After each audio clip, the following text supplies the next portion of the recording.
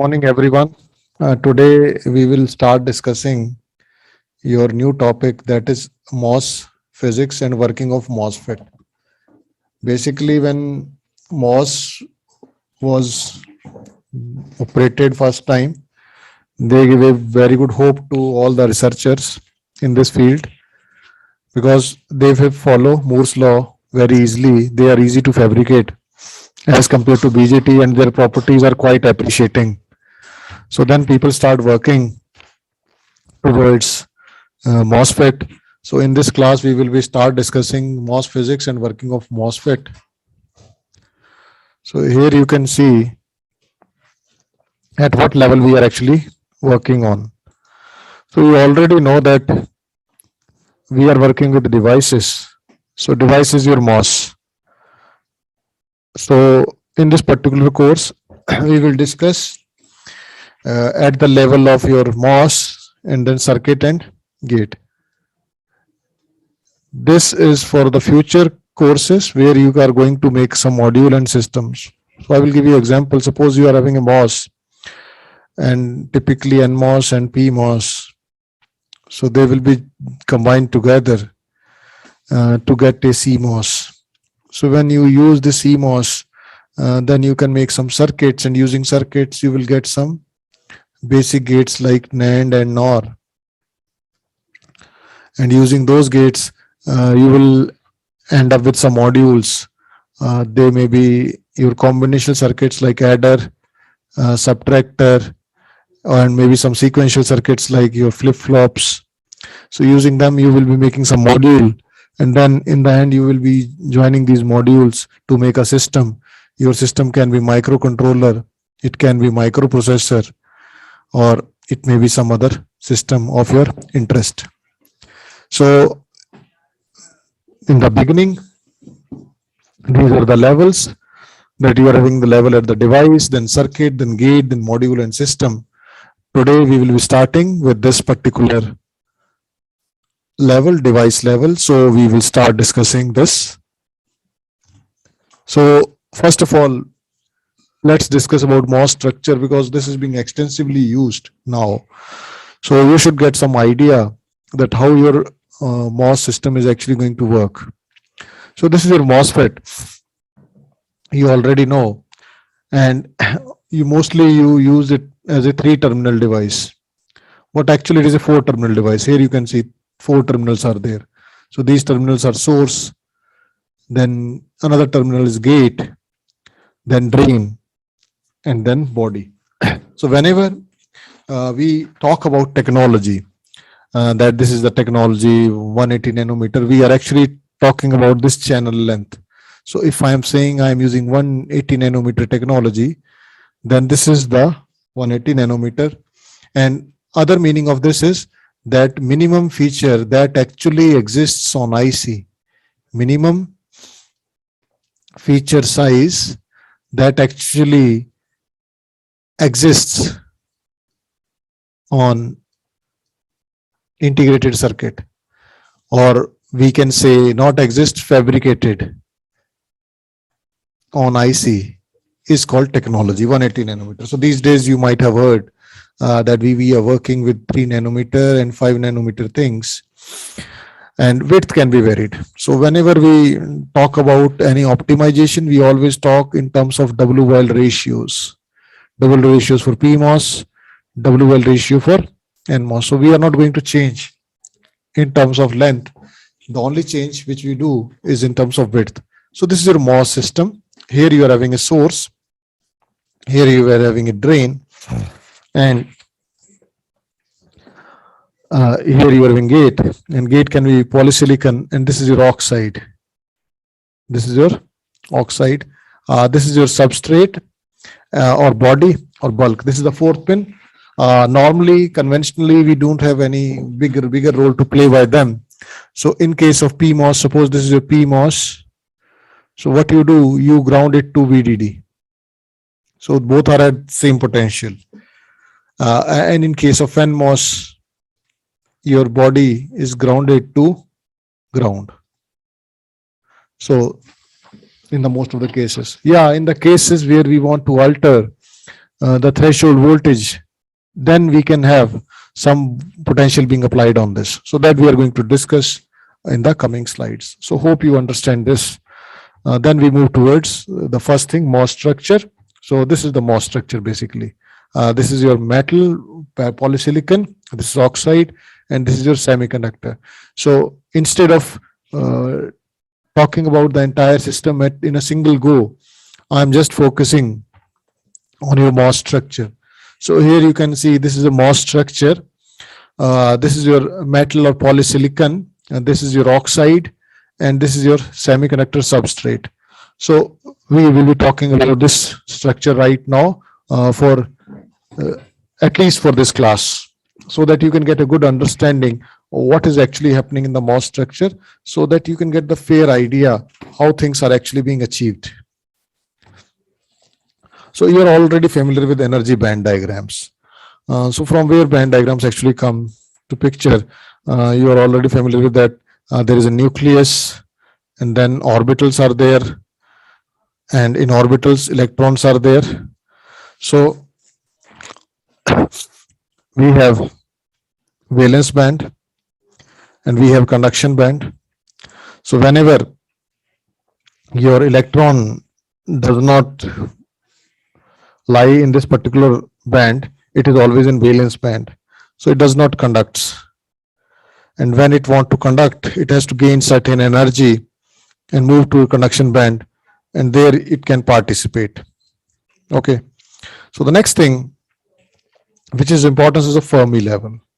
So Fermi level basically being defined. This is actually p-type silicon, so its Fermi level is a little bit down.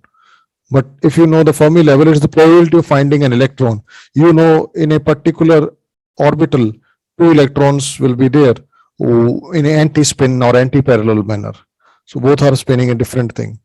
So the probability of finding an electron at a particular thing is 0.5, and Fermi level is that particular level. So when you actually add holes, the probability of finding the electrons will be lower. So Fermi level is on the lower side. This is your Fermi level for your intrinsic. This is for your p-type, and if you dope it with n-type, it is going to move on the upper side. Yeah, if we talk in terms of the normal things, your band gap is around 1.1 electron volts. That means for electron to move to conduction band, this much energy is being required so that it can be elevated to this particular level. Yeah, if you want your electron to be move to free space, then this is called affinity. Then this is the space, this is the energy it is actually requiring. So keep check on these things: conduction band, valence band, intrinsic Fermi level, and free space. So they are being depicted by using this particular terms. So now these are the important terms: electron affinity, the potential difference between the conduction band and the vacuum level. This is called electron affinity, and law of mass action is there. You already know that Ni is equal to Np. Ni square is equal to Np. This is the thing. The work function is another important term. The energy required for an electron to move from Fermi level into free space is called work function. So here, from here to here, this is your work function. Fermi level to free space is called work function, and conduction band to vacuum level, from here to here, this is called electron affinity. So I will be using different pen so that you get the idea about this. So this is your electron affinity. We can write it as, and this is being from Fermi level to this level. If electron is being moved, this is called work function. This is called work function. This is called work function.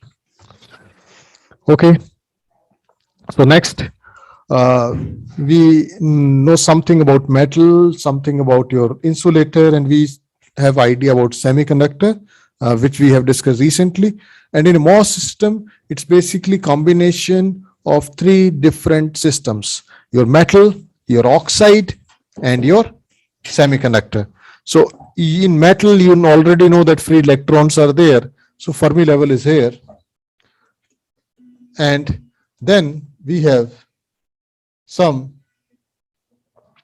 idea that if you want this electron to move to this, then this is your work function. So it comes out to be 4.1 electron volts. This is for oxide. And here, a lot of things are there. This is your valence band, this is your conduction band. And 8 electron volts are actually needed so that your electron can move from valence band to conduction band. And further, if you want electron to move to the vacuum level of free space or electron affinity, this is being there. So in oxide, we don't have the concept of work function because we don't have any Fermi level in this. And this is about the semiconductor, P-type semiconductor. This we have already discussed.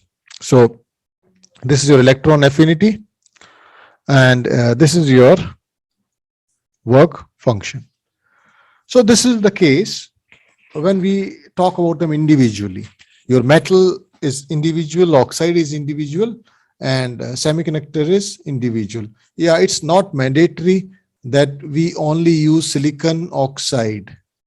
These days, we are using different oxide, hafnium oxide, tellurium, and so many other things are there. I'm working, while working on nanomaterials, we are using different oxide materials, and one field in VLSI is dedicated to this area. They are called high K dielectrics. So in this, we are having softwares and some mathematical analysis is there, in which we actually replace your oxide with any of the materials available. And then we look what is the possible effect of replacing that on the performance of your device. So now, once again, I revise what we have done. We are talking about your MOS system. In this, we are talking about metal, oxide, and semiconductor individually. Now, when we want to use it as a MOS, then definitely we are going to combine them. And when we combine the different systems, there is always possibility that they are going to get into equilibrium.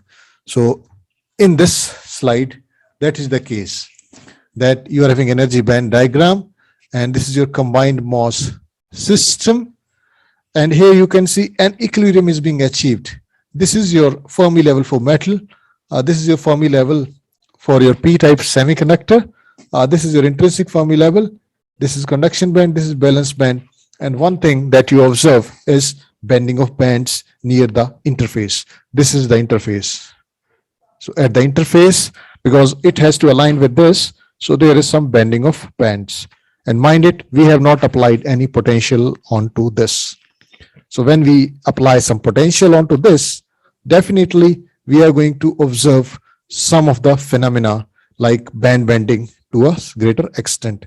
Now, 3 different possibilities are there, that you are applying some potential less than 0, slightly greater than 0, and extremely greater than 1. So let's see what happens when we apply potential onto the MOS system. This is your individual system, and when we combine them, it is going to be modified like this. So now, here you can see the first case, that your MOS system is actually under external bias. So we are applying a potential that is less than 0 or negative potential. So when you're actually applying some negative potential onto this, then what happens, that is going to be observed. So some negative potential is there. This is actually oxide. This is your metal. And if you get into the physics of this particular thing, what do you observe? You observe that this is nothing but a capacitance. So when you're applying a negative potential here, all the holes from the substrate will get accumulated onto the surface here, because they cannot enter into this. And there is some electric field in this direction. So when you're applying negative potential here, all the holes get accumulated And this particular mode, when you are applying negative potential, is called accumulation. In some books, this particular mode is also called strong accumulation mode, because all the holes from the substrate under external bias get accumulated near the surface, and there is no possibility of channel formation, because when you look at this here, how conduction is possible from here to here? So electrons will source, move through the channel to this, but if there is no channel, then there is no possibility. So we are actually working on this system so that we can understand the phenomena, how channel is actually being created. So the first possibility, when you are applying the negative potential of this MOS system. So what happens? Basically, this thing is a part of NMOS, channel part of NMOS. So we have not included source and drain, so that keeping things simple and get you thing being understood in a better manner. So this is the thing that you have applied a negative potential, and holes get accumulated near the surface at the interface of oxide and p-type substrate, silicon substrate. So when you applied a negative potential, what happens? Your Fermi level is going to be on this direction because it's negative thing, and moreover the band bending is in the opposite direction. Okay, and this will try to be in equilibrium, and to maintain equilibrium, band bending is there. So this is the first case when you have applied a negative potential. And now because there is such kind of thing, so no electron can move from source under this influence. So now let's discuss what can be done afterwards. So now second case, we have applied a certain positive potential slightly greater than zero. So in this case, what happens? All the holes that are in this particular region will be pushed, and this region is actually being depleted. This region is actually being depleted of holes, and the potential is less positive. So positive will repel positive. On the contrary, electrons will try to move into this, but potential is not enough so that they can be accumulated here, or channel is being created. So this is the case, depletion. So we have studied about strong accumulation. Now next is depletion. So here you can see, because positive is being applied, so this has moved downwards, and QBG is actually, Q is charge, VG is what is the potential you are actually applying on the gate. So that will decide how much movement for the Fermi level is possible. Now after this, you can see that your silicon p-type semiconductor is there. So bending is in the other direction. So here you can see bending is in this direction because your Fermi level have moved upward. Here Fermi level have moved downward, so bending is in this direction. There is certain mathematics being involved in this that definitely I will discuss in the coming sessions, or maybe today. Let's see what can be done. So we have gone through two different cases. The first case is that we have discussed about the first thing, that we have applied a negative potential and positive potential. Now we will be applying a potential which is very much larger than zero. So under that effect, what happens? Your electrons will be traveling towards this place from the bulk, and this is a depletion region. And when your electrons are coming to the interface, we will observe a phenomena called inversion, because channel is actually being created, and in p-type we are actually having a layer of electrons. So this is called inversion. So two phenomena happens, inversion, and also we can call it as channel creation. So here you can see that we have applied certain potential. So after strong accumulation, we have depletion, and then followed by that we have inversion. So here you can see this has further moved downwards, and bending is more prominent now, And this is the phenomena that how much potential is actually being required so that you get channel being inverted. So this is important. How much potential is actually being required so that channel being created or channel inversion being there. So this is the phenomena 2-5F. So remember this. This is a very important term. And how much potential you will apply on the gate is threshold voltage, so that channel start because there will be no conduction. Here, if you look at this particular slide, uh, electron will travel from source to drain only when channel is created, and channel is only created when you have applied a certain potential. So the minimum potential required for channel to be created is being given by this particular thing, QVT naught. And how much surface inversion is there? That's being given by 2-5F. So you should remember this. These are being required in the coming slides. So now we have discussed about MOS structure, source, gate, drain, and body. So these are the MOS symbols. You already know.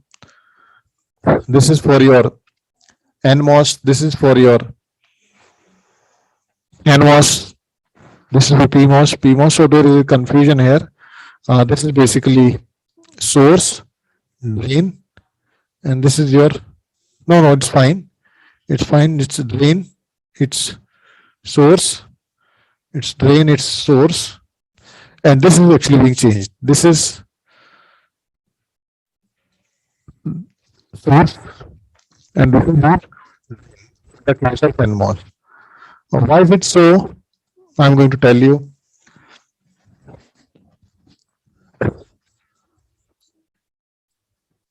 This is your NMOS, PMOS, sorry. So in PMOS, majority carriers are holes. So we are going to get drain. Source is on the top, positive is on the top. In case of NMOS, what are your majority carriers? Electrons. So they are at the bottom.